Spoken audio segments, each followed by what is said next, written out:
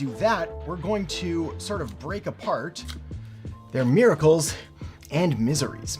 Now, miracles and miseries are things that I've coined that essentially make up the two different areas of your target market. Their miseries being their fears and problems and pains and frustrations and nightmares and all the things they're trying to get away from, and their miracles being all of their wants and dreams and goals and desires and aspirations and all the things that they're trying to move towards. Every person, every target market, every business has a way to appeal to someone's miseries as well as to their miracles. There's going to be different industries that lean one way more than another. There's going to be segments of the market that lean more one way or another. In other words, if you use messaging that helps someone move away from pain, sometimes that's stronger. On the other hand, you have more aspirational language helping someone achieve something, and different markets are going to benefit more from that. A decent mix of both is usually the best path. We don't want to constantly be negative and say, this is a horrible thing and you need to get it fixed and blah, blah, blah. Otherwise you kind of come off as a Debbie Downer. On the other hand, if all you're promising is rainbows and sunshine and unicorns and all the magical things in this world,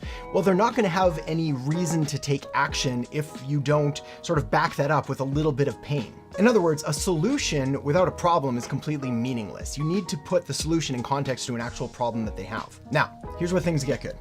The miracles and miseries essentially form a gap between where they're at right now with all of the bad stuff going on and where they want to be with all of the good stuff that they'd like to have.